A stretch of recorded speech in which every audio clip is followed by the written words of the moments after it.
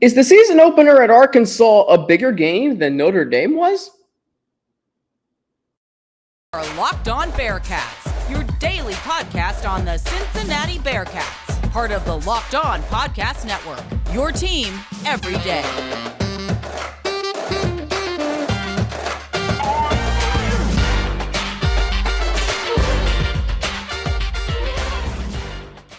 Thank you so much for making Locked On Bearcats your first listen every day. It's free and available everywhere you get your podcasts and on YouTube.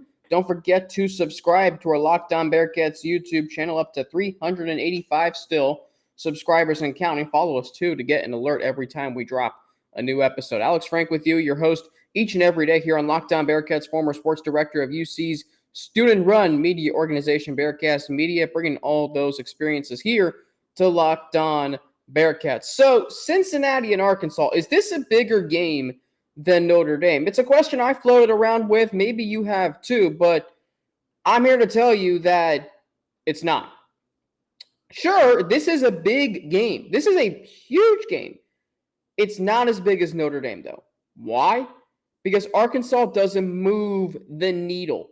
What I mean by that is they don't, when you say, okay, we're playing this team this week. Yeah, Arkansas will, you can get up for it. I mean, it's an SEC team. If this were a basketball game, yeah, you'd be probably more stoked than you are football. You're stoked about it in football because it's the first game of the season. It's a road game. It's a road game against an SEC opponent. It's the first game coming off a college football playoff season. But it's not as big as Notre Dame because it doesn't get you over the moon excited as it would for a bigger SEC opponent. It does not. Okay? It doesn't. Notre Dame was big because of the anticipation. From the moment that game was announced in 2019, that is the only game you look forward to. Maybe. And certainly heading into the 2021 season last year, that was the game you looked forward to. And eventually what that game became as far as the college football playoff was concerned, that game determined who got the fourth spot, in essence. Because if you remember, Cincinnati got the 4 seed, Notre Dame got 5. If Notre Dame beats Cincinnati, they are in the playoffs. Cincinnati's not. So that game was ultimately the decider for the 4th spot.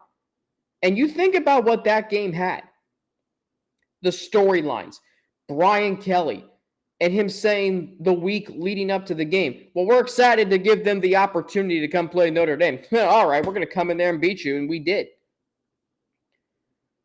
With Arkansas, if this were a game against Georgia, like the Peach Bowl 2 years ago, or Alabama, like the Cotton Bowl last year, or Ohio State 3 years ago, or another blue blood of college football, then yeah, like Notre Dame, then yes, it's the biggest game in school history. But Arkansas is not the biggest game in school history. I wouldn't even put it second behind Notre Dame. I wouldn't even put it third. Like when we talk about the top 5 games in school history, the top 5 biggest games in school history, Notre Dame is probably, can you even say that's number 1?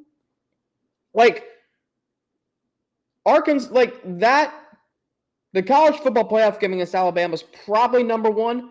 Notre Dame is number 2 and very close at number 2. And then you can go to the Sugar Bowl in 2010 and then whatever else in program history in terms of football. And when I say big games, I'm talking about leading up to it, not what it became, leading up to it. Obviously, if you're playing Alabama in the playoffs of college football, it's the biggest game in school history. Then you've got Notre Dame because of the fact that it was only the second time those teams played in school history. Arkansas is probably not even top 5.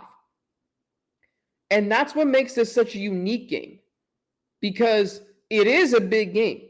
You're going on the road to an SEC team, to a team who was really good last year and who's returning a lot of key players from that team last year. Arkansas last year finished with a record of 9-4. 9-4. And I believe they finished in the top 25 in the coaches and the AP poll, not in the playoff poll. 9-4. finished with a bowl game victory against Penn State in the Outback Bowl.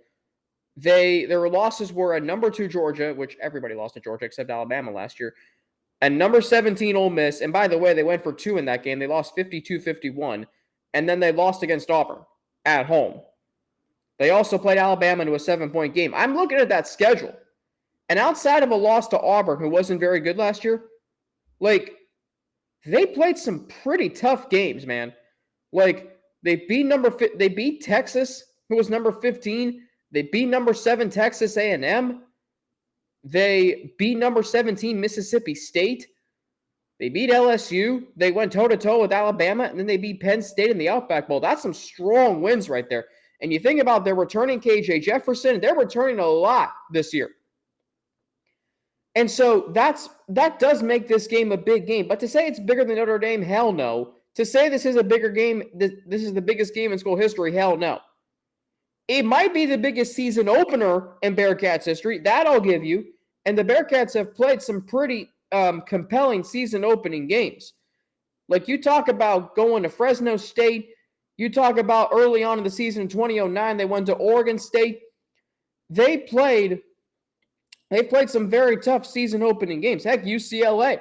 We thought that was the biggest season opener in 2018. This is much greater because you're facing an SEC team. By the way, Arkansas plays in the SEC West, which may have been down last year, but when LSU's good, that side of the SEC, man, whoo, it is tough, okay? Especially when you have Mississippi and Mississippi State. That division's been tough. Because it's tough because you only have to go through Alabama, but because Alabama's so good, yeah.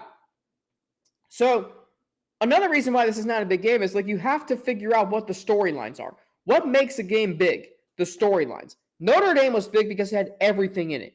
Brian Kelly, the fact that you were going to Notre Dame for the first time since 1900, the fact that, this Group of 5 program, who just 4 years ago was in the irrelevancy depths of college football, and now is, trying to do the unthinkable as a Group of 5 school, which is break that glass barrier that's the college football playoff. And they did. And not only that, they went in as favorites. And the fact that you had all these Bearcat fans there, and the fact that it was, Desmond Ridder and Sauce Gardner, and who was, the talent on both sides. Could Cincinnati slow down Michael Mayer? They didn't really in that game. Could Desmond Ridder, deal with Notre Dame's defense? Marcus Freeman, defensive coordinator, former Bearcats defensive coordinator. I'm naming storylines left and right. With Arkansas, what's the storyline?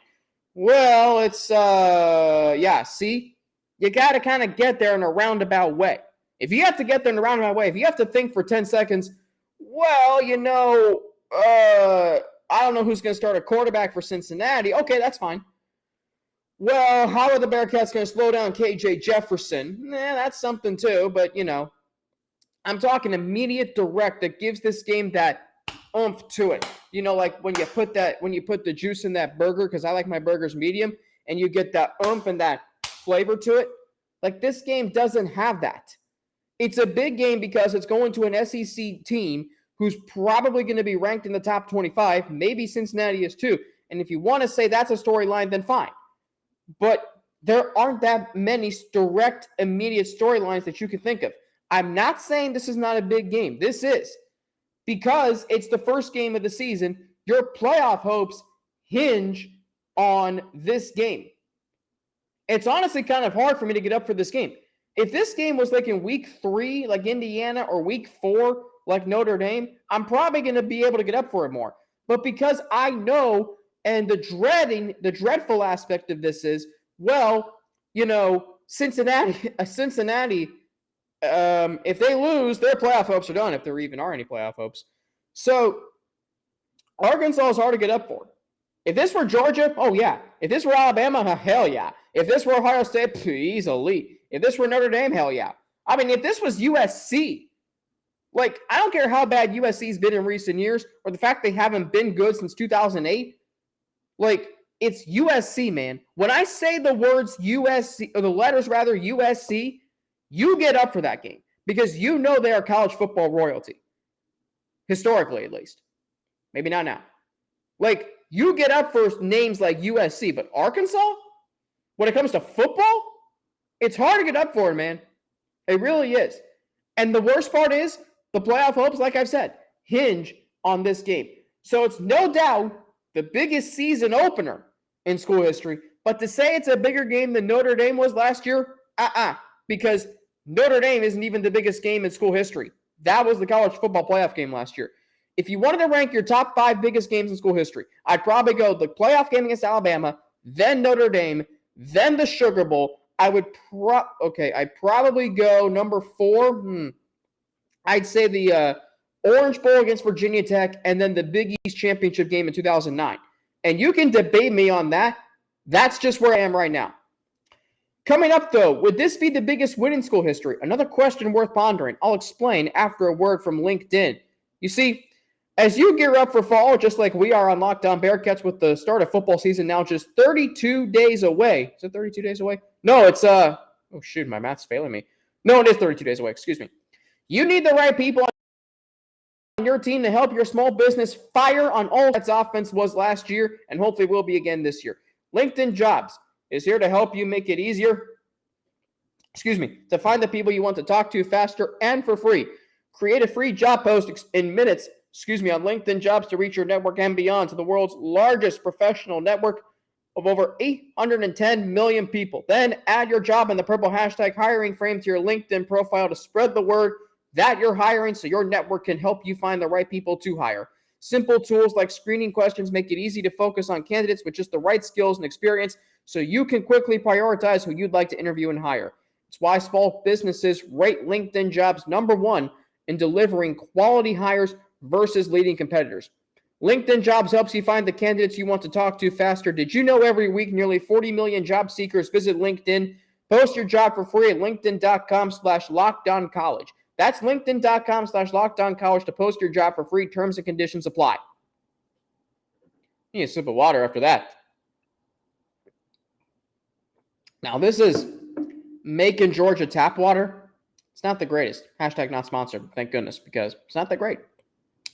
Anyway, so when we talk about the Arkansas game, it's not a bigger game than Notre Dame. It's not even bigger than 5 other games that this program has played in school history, all in the last 15 years.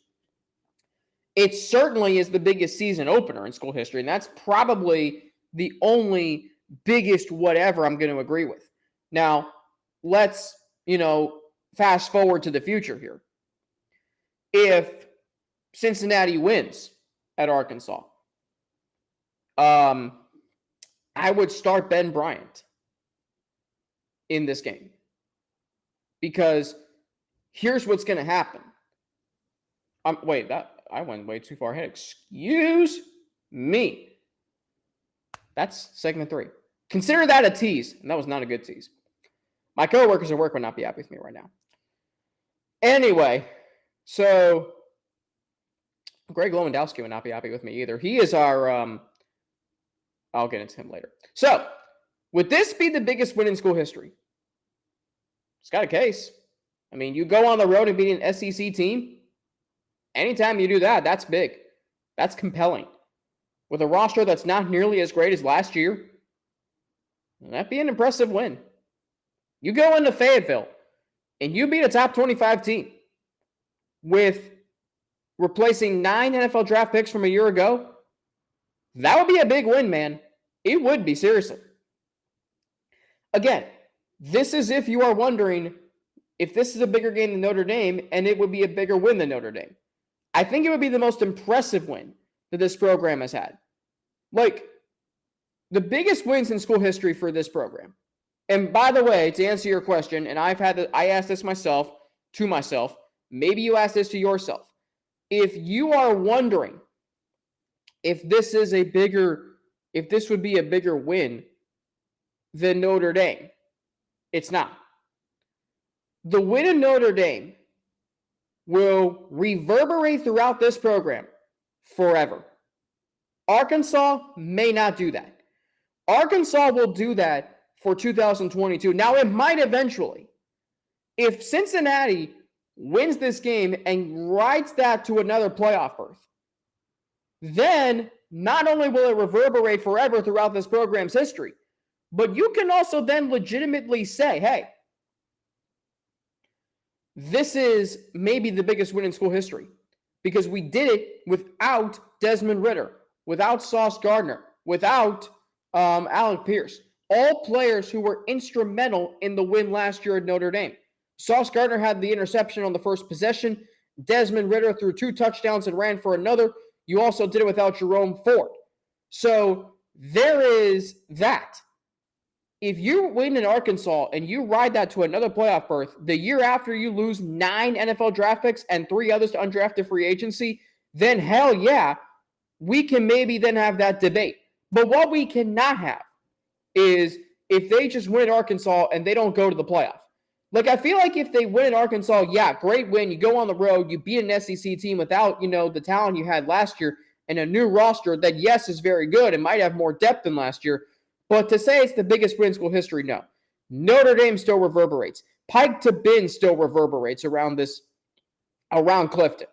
Like, those are your top 2 wins. But if you are able to, and I say that because look at what the victory at Notre Dame did. Like, that was the arrival of Cincinnati on a college football level.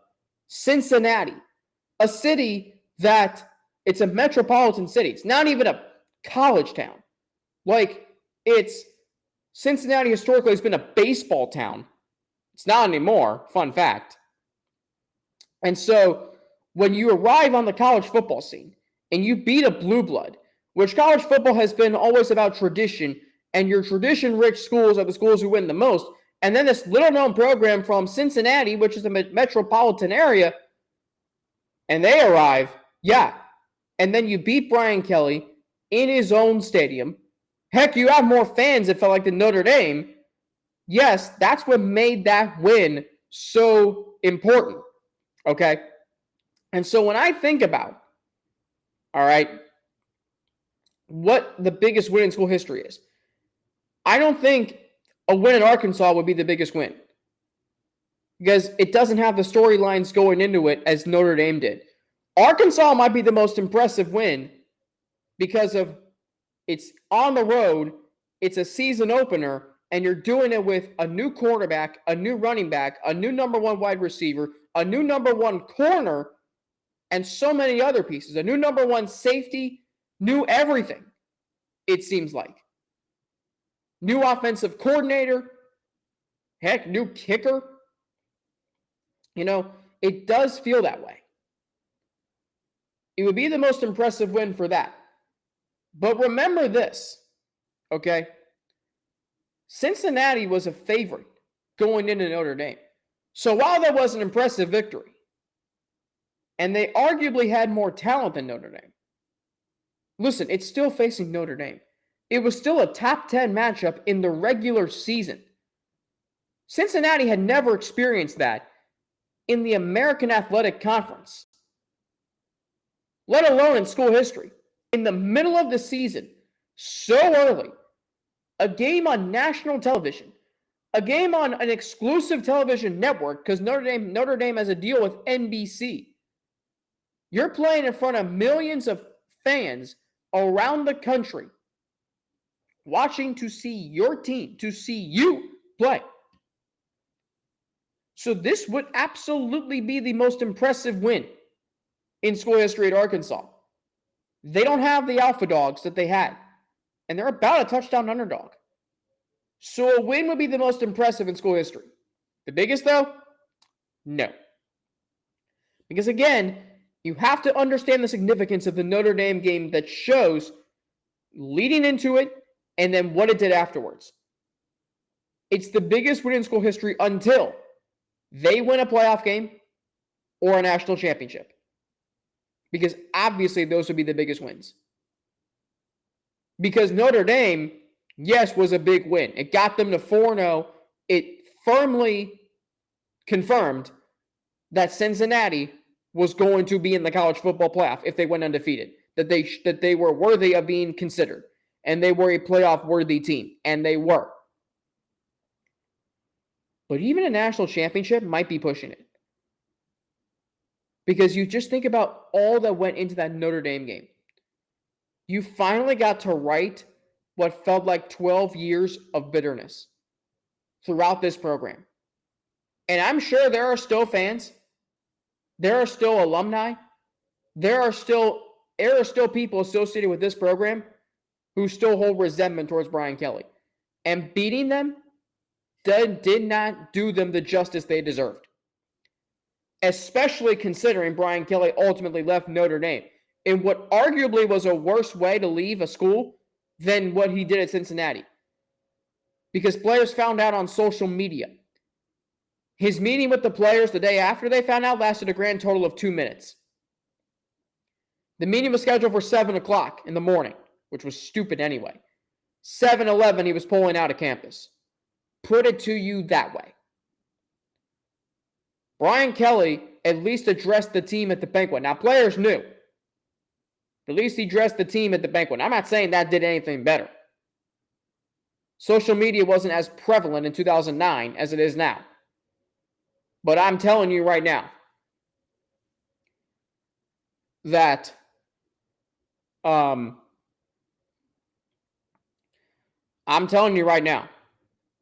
there are fans who loved Cincinnati beating Brian Kelly in his own stadium. But there are also fans who are still feeling as if justice has not been served. And you don't know when it will come for those fans. Now, that's a sad way to live. Justice for me has been served. Like, the Bearcats are now in this new era of college football. You know, 2009, I look back on that year with fond memories. That was an uberly fun team. We knew Brian Kelly could leave Notre Dame. However, the win in Arkansas would not be the biggest win in school history. It'd be the most impressive win. Season opener with a whole bunch of new players. But to say that this would be the biggest win in school history is a stretch. Coming up, how should the Bearcats go about this game? I'll explain how I think they should next, after a word from our friends at Built Bar. And if you haven't tried the puffs yet, you're really missing out, let me tell you, because the flavors just keep getting better and better and better. Well, you're depriving yourself of one of life's greatest joys. And guess what? There's a new flavor. Are you ready for this? Woo, I don't even know if I am. Delicious, indulgent cookie dough covered in chocolate. That's right. Built has done it again. Let me introduce you to your new favorite. It's actually my favorite. Cookie dough chunk puffs. Have a light and chewy texture. Real cookie dough chunks. It's true. And of course, they're covered in 100% real chocolate. Plus, it's healthy for you. Cookie dough chunk puffs are only 160 calories and they have a whopping 15 grams of protein in them. So literally run to Built.com to snag a box for you and the family. It will be the perfect treat, or you can find a really good hiding place and just hoard them for yourself. I've done that. Like all Built Bars, the new cookie dough chunk puff is covered in 100% real chocolate. That means it's healthy and tasty, and you have to be asking me, are you really serious, Alex? Well, believe me, I am. Chocolate-covered cookie dough with a light, fluffy texture, so good. And what's great about Built is that all of their bars are made with collagen protein, which your body absorbs more efficiently and provides tons of health benefits. Eat something that tastes good and is good for you. You are going to love the new cookie dough chunk puff. Whether you need a snack for your workout, a late-night treat, or just need to grab a quick bite, Built is the perfect protein bar, and they taste better than a candy bar. Ditch the calories, fat, and sugar. Grab yourself a Built bar. And here's an offer. Go to Built.com. Use promo code LOCK15 for 15% off your order. That's promo code LOCK15 for 15% off at Built.com. The season opener in Arkansas is interesting because, how do you go about this? How do you go about this from a quarterback, and particularly how you go about this from the quarterback battle? I think Cincinnati should start Ben Bryant. Like, with all due respect to Evan Prater, and I've been pounding my fist saying Evan Prater should be the starting quarterback. I have, and I think I think at some point he will be. More on that later this week. But you got to start Ben Bryant. You know what you have in him. He's got a connection with Leonard Taylor. He's got, I think, a connection with Trey Tucker. And you're going to play your most experienced quarterback behind a very good offensive line who's returning all 5 starters.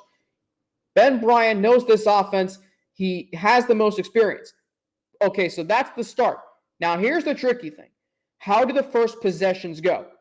That's going to determine a lot. If you're down 17-3 at the end of the first quarter, you might be thinking, okay, let's put an Evan Prater in to give our offense a dynamic spark. In Ben Bryant's first start, remember, he was down 17-3, but the Bearcats didn't have any other options. You're not going to go with Jake Sopko. You aren't going to go with any other quarterback in that situation. Desmond Ridder was out. You weren't going to start. You weren't going to change quarterbacks. Ben Bryant overcame a 17-3 start, found Leonard Taylor for a touchdown, led another touchdown drive, ran in a touchdown himself. So he's responded when down before. So the Bearcats could, if they're down 17-3 at the end of the first quarter, say, you know what? We're fine with this guy, but I would have Evan Prater ready to go. If it's 7-3 at the end of the first quarter, okay, fine. Your defense is playing well. You're feeling pretty good. You're in the game. It does feel like Ben Bryant, though, is on a short leash, going into this game. Because what I'm saying is, if you're down 17-3, you've got a four-star recruit who fans love is waiting on the sideline. Now, what's really unique about this is Ben Bryant was in Evan Prater's shoes in 2020 and 2019. Fans wanted them to start. I mean, my coworker at Bearcats Media, the guy who took over for me as sports director, Sean McMahon, used to tell me all the time he wanted Ben Bryant to start, which, spoiler alert, I never bought into. So here's Ben Bryant's chance. But it does feel like, because we know the potential of Evan Prater, and we know there's a ceiling with Ben Bryant. We know if Ben Bryant, struggles, if it's 17-3 and he's 3 of 10 for 20 yards and maybe a pick, you feel like, okay, he might perform well against Kennesaw State. He might perform well against Miami or Indiana. But what's going to happen when you put him up against SMU and UCF on the road? What's going to happen if you get to a New Year's Six Bowl and you're facing an SEC team wherever? Like, what is going to happen when you are in that situation? What's going to happen? Because you've seen it now in the biggest games that he's played. He threw 2 picks in Memphis, but you couldn't go to another quarterback in that game. You had to play that whole game with Bryant. In this game, you don't. The unique thing about this is we might see Evan Prater in this game. And we could walk away from this game with Evan Prater as the starting quarterback, meaning you have your starting quarterback for the next 3 years. But absolutely, and there's only one area where we need to talk about this game, and that is the quarterback battle, because it might be decided by the first game. When we are watching ESPN at 3:30 on September the 3rd, when we are watching that game and you see the quarterback who the Bearcats picked to run out on the field first possession, it's probably going to be Ben Bryant. Now, let's say it is Evan Prater. Okay? Then that shows me, okay, this team is coming. This team is going to be aggressive. I'm not saying this team's not going to be aggressive and not coming if Ben Bryant starts. But if you truly want to make a statement to Arkansas, to the American, to college football, you start Evan Prater. Like, I can only imagine the statement that would reverberate around campus. Because let me tell you, it would be massive. It would be massive if Evan Prater started. If you see, and if the Bearcats don't announce who their starting quarterback is, you might on the Tuesday press conference leading up to the game, you might see on the depth chart listed as Ben Bryant or Evan Prater. It might not say Ben Bryant, Evan Prater. If there's an or in the quarterback battle, then you know that means they're going to, it's not decided yet. I think it will be. I hope it's decided before the game. I mean, the suspense, would be great. And it'd be something we can talk about leading up to the game all week. But at the end of the day, come on. If you announce who the starting quarterback is, I think that'd be a bigger story than not announcing who it is. But I think you should start Ben Bryant in this game because you know who you have. There is rationale and sensibility in starting your most experienced player. I think they should start Ben Bryant for that reason. But knowing who you have behind them, knowing that as we saw in the spring, this developmental became true. Okay, Evan Prater became a really good quarterback, and the starting quarterback battle was much closer than we thought. Perhaps, okay, if it's 17-3, if the game is 14-0 in the first quarter, if the game is getting out of hand, if you have a sense, if you're Luke Fickell, if you're Gino Guidugli, that the game is getting out of hand early, send in Evan Prater. Get a dynamic spark in there. Remember 2018 when Hayden Moore struggled against UCLA with that fumble through several incompletions? Eventually, the Bearcats said, we don't have time to have this keep happening. Let this keep happening. They had to put in Desmond Ridder. They did. And look what that did. Changed the trajectory of the program for 4 years. Not just that night, not just that season, but for 4 years.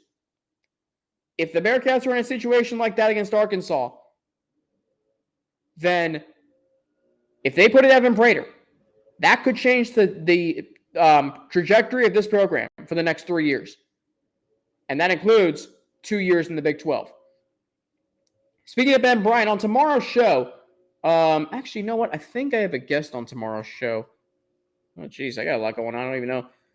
And I do believe this is true that I have a guest on tomorrow's show, and I am almost certain that it is John Garcia. Finally able to get him on. John Garcia Jr., the director of football recruiting for Sports Illustrated. He is going to join us to talk about the latest commitments for Cincinnati. Yeah, that's on tomorrow's show. Malik Elzy, Brady. No, I'm sorry, that's Thursday's show. Jeez. That is Thursday's show. Tomorrow's show is going to be, we're going to switch gears a little bit. We're going to talk some basketball.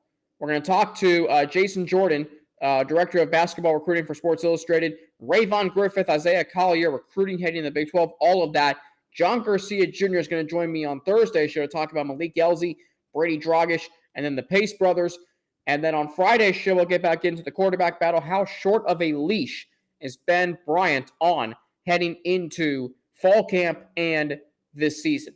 That is going to do it for me today here on Locked On Bearcats. Don't forget to subscribe to our Locked On Bearcats YouTube channel, up to 385 subscribers and counting. Follow us, too, to get an alert every time we drop a new episode. Of course, you can follow me on Twitter at Frankie_Natty with 2 N's and an ATI. You can follow me on Instagram, AlexFrank9_, or email me at alex3frank@gmail.com. For your second listen today, get more on the Big 12 by making Locked On Big 12 your second listen. Everyday host and a friend of mine, Josh Neighbors, and the local experts of Locked On take you across the conference in 30 minutes. Locked On Big 12. That's Locked On Big 12. For the Locked On Bearcats podcast, my name is Alex Frank. Have a great rest of your day, and I will be back tomorrow's show with Jason Jordan, the Director of Basketball Recruiting for Sports Illustrated. Haven't done a basketball show, I feel like, in forever. That's going to change tomorrow. By the way, speaking of that, the Bearcats know that they will play Arizona the first game in the Maui Invitational on November 21st. That game will be played day and time, 11:30 p.m. on ESPN2. Win that game. Potential next opponent, San Diego State or Ohio State.